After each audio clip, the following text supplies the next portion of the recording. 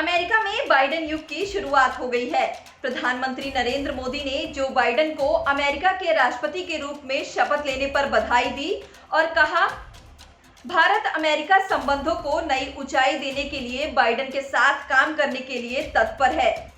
आपको बता दें कि कड़ी सुरक्षा के बीच बाइडेन ने अमेरिका के 46वें राष्ट्रपति और कमला हैरिस ने पहली महिला उपराष्ट्रपति के रूप में शपथ ली। आज हम जानेंगे कि बाइडेन के सत्ता में आने से अमेरिका और भारत के रिश्तों में क्या फर्क पड़ेगा, क्या ये पहले जैसे रहेंगे या फिर कुछ बदलने वाला है। सवाल नंबर 1, आतंकवाद और पाकिस्तान पर बाइडेन के आतंकवाद के खिलाफ लड़ाई में भारत का साथ देने की पूरी उम्मीद है।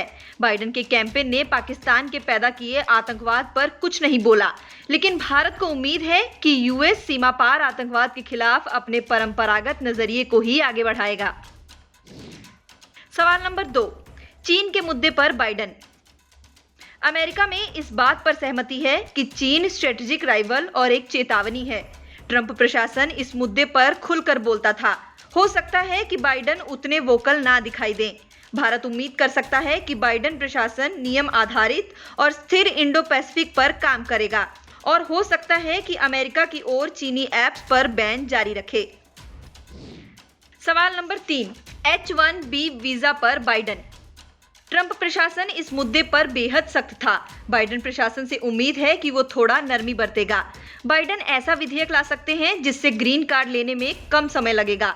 बता दें कि ग्रीन कार्ड के 12 लाख आवेदकों में 68% भारतीय हैं। बाइडेन सरकार में अमेरिका जाकर पढ़ाई, काम और रहने की सोच रखने वाले भारतीयों के लिए नरमी बरती जा सकती है। वैसे कोरोना ने सॉफ्टवेयर कंपनी को रिमोट से काम करना सिखा दिया है, लिहाजा कम संख्या में कर्मचारी के साथ भी काम हो सकता है। सवाल नंबर 4, इंडो पैसिफिक स्ट्रेटजी पर बाइडेन कैंपेन ने इंडो पैसिफिक स्ट्रेटजी पर तस्वीर साफ नहीं की है। भारतीय विदेश नीति का केंद्रीय फोकस इसी क्षेत्र पर है। इस क्षेत्र पर लगता है कि बाइडेन नियम आधारित और व्यवस्था के हिसाब से फैसले लेंगे, जो भारत को केंद्र में रखकर लिए जाएंगे। सवाल नंबर 5, कश्मीर पर बाइडेन। डोनाल्ड ट्रंप ने सिर्फ अपने देश के बारे में सोचा, बाहर ज्यादा परवाह नहीं की, लेकिन बाइडेन ऐसा नहीं करने वाले। मानवाधिकार उल्लंघनों पर अमेरिका से सख्त बयान आ सकते हैं, खासकर जम्मू कश्मीर को लेकर अनुच्छेद 370 को खत्म करने, नए नागरिकता कानून CAA, असम में NRC लाने जैसे कदमों की आलोचना भी हो सकती है। खासकर कमला हैरिस मानवाधिकार उल्लंघन के मामलों की तीखी आलोचना के लिए पहचानी जाती हैं। ऐसे में उनकी सख्त और तीखी टिप्पणियां आ सकती हैं। सवाल नंबर 6, अमेरिका, ईरान और भारत। ईरान और अमेरिका के बीच लंबे समय से जारी तनाव से भारत को फर्क पड़ता है, क्योंकि भारत ईरान और अमेरिका दोनों ही देशों से बेहतर संबंध चाहता है। भारत जहां ईरान से तेल और चाबहार बंदरगाह को लेकर तालमेल बैठाने में लगा है, तो वहीं अमेरिका की तरफ से ईरान की ओर से लगाए गए प्रतिबंध इसमें दिक्कतें खड़ी कर सकते हैं। अमेरिका के ज्वाइंट कॉम्प्रिहेंसिव एक्शन प्लान से अलग होने की वजह से भी दिक्कतें सामने आ सकती हैं। इस विवाद को अब जो बाइडेन ही सुलझा पाएंगे। क्या है JCPOA? साल 2015 में ईरान ने परमाणु कार्यक्रम के मुद्दे पर सुरक्षा परिषद के 5 स्थायी सदस्यों अमेरिका, ब्रिटेन, फ्रांस, रूस, चीन और जर्मनी के साथ एक समझौते पर हस्ताक्षर किए थे। इस समझौते को सुरक्षा परिषद ने प्रस्ताव 2231 के तहत समर्थन दिया था। इसी का नाम ज्वाइंट कॉम्प्रिहेंसिव एक्शन प्लान है। सवाल नंबर 7, रशिया, यूएस और भारत। रूस से खरीदे जाने वाले S-400 एयर डिफेंस सिस्टम पर अमेरिका नजरें गड़ाए रहता है। विदाई से पहले अमेरिका के पूर्व राष्ट्रपति डोनाल्ड ट्रंप ने रूसी S-400 एयर डिफेंस सिस्टम खरीदने के लिए तुर्की पर प्रतिबंध लगा दिया है।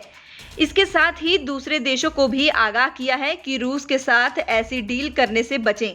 इस नए विवाद को अब जो बाइडेन को सुलझाना होगा। अमेरिका की इस कार्रवाई से ये सवाल खड़ा हो गया है कि भारत के प्रति उसका रुख क्या होगा, क्योंकि रूसी मिसाइल सिस्टम की इच्छा रखने वालों में भारत भी शामिल है। अमेरिकी सरकार की तरफ से जारी बयान में कहा गया है कि तुर्की ने नए नियमों का उल्लंघन किया, जिसकी वजह से उस पर प्रतिबंध लगाए गए। हम उम्मीद करते हैं कि दुनिया के दूसरे देश काटसा के सेक्शन 231 का पालन करेंगे। चलिए अब आपको बता दें कि काटसा क्या है। ये जनवरी 2018 से लागू हुआ। इस कानून का एम ईरान, रूस और उत्तर कोरिया की आक्रामकता का सामना करना है। ये रूसी हितों जैसे कि तेल और गैस उद्योग, रक्षा और सुरक्षा क्षेत्र और वित्तीय संस्थाओं पर बैन लगाने से जुड़ा हुआ है। भारत के लिए छूट क्यों? दरअसल अमेरिका का काटसा भारत और रूस के बीच चल रहे S-400 वायु रक्षा मिसाइल के सौदे को प्रभावित करता है, क्योंकि इस कानून के जरिए से अमेरिका उन देशों को प्रतिबंधित करता है जिसने रूस के साथ रक्षा सहयोग के क्षेत्र में समझौता किया है। लेकिन इस कानून में भारत समेत इंडोनेशिया और वियतनाम को थोड़ी छूट दी गई है। सवाल नंबर 8, क्लाइमेट चेंज, यूएस और भारत। अमेरिकी राष्ट्रपति जो बाइडेन ने शपथ ग्रहण के कुछ ही घंटे बाद अमेरिका के पूर्व राष्ट्रपति डोनाल्ड ट्रंप के एक फैसले को बदल दिया है। राष्ट्रपति जो बाइडेन ने फैसला लिया है कि जलवायु परिवर्तन से लड़ने के लिए अंतर्राष्ट्रीय पेरिस जलवायु समझौते में अमेरिका दोबारा शामिल होगा। जो बाइडेन ने पेरिस जलवायु समझौते में अमेरिका के फिर से शामिल करने के लिए एक कार्यकारी आदेश पर हस्ताक्षर किए हैं। जो बाइडेन ने कहा है कि हम एक तरह से जलवायु परिवर्तन का मुकाबला करने जा रहे हैं, जो हमने अब तक नहीं किया है, और इसका फायदा भारत को जरूर होगा, क्योंकि भारत इस मामले में दुनिया के कई देशों से बेहतर प्रदर्शन कर चुका है।